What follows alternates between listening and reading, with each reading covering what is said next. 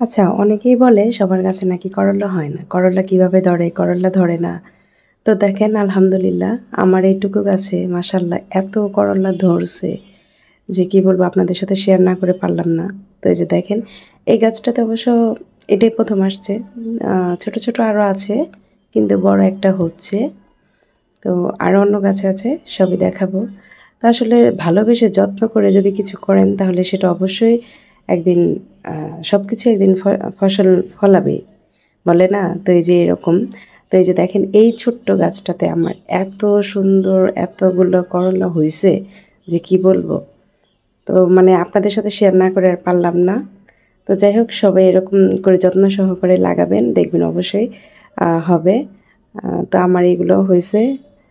আ যাক যদি ভালো থাকে ভালো লাগে তাহলে অবশ্যই আ একটা লাইক দিবেন।